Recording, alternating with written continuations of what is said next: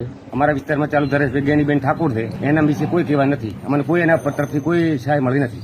ભાજપને આપવાથી મારે નરેન્દ્રભાઈ મોદીએ એક તો પેલો દવાખાનામાં 5 લાખ રૂપિયા સુધીની સહાય મળે છે, વત્તા 2,000 રૂપિયા દે સીધા મારી બેંક ખાતામાં આવેથી 12 મહિને 100,000 રૂપિયા અમારે એમાં કોઈ એક રૂપિયો મળતું નથી. વત્તા પાક ધિરાણ કરવા તો એમાં 3 લાખ રૂપિયા વગર વ્યાજે મળે છે. અમારે પર્સનલી ફાયદો 2,000 રૂપિયા ખેતીના કામમાં વપરાય છે.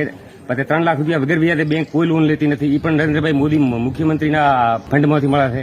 પછી સરકારી દવાખાનામાં અહીંયા પણ 1 રૂપિયા વગર હમું ભાડું એમને પરત મળે છે. એટલે જે મુખ્યમંત્રી પીએમ યોજના છે એના લીધે જ મેં આમાં ભાજપમાં જોડાયા હતા અને વોટ પણ આલા. અમારા વિસ્તારમાં ચાલુ ધારાસભ્ય જ્ઞાનીબેન ઠાકોર છે, એના વિશે કોઈ કહેવા નથી. અમને કોઈ એના તરફથી કોઈ સહાય મળી નથી. ભાજપને આપવાથી મારે નરેન્દ્રભાઈ મોદીએ એક તો પેલો દવાખાનામાં 5 લાખ રૂપિયા સુધીની સહાય મળે છે, વત્તા 2,000 રૂપિયા દે સીધા મારી બેંક ખાતામાં આવેથી 12 મહિને 100,000 રૂપિયા અમારે એમાં કોઈ એક રૂપિયો મળતું નથી. વત્તા પાક ધિરાણ કરવા તો એમાં 3 લાખ રૂપિયા વગર વ્યાજે મળે છે.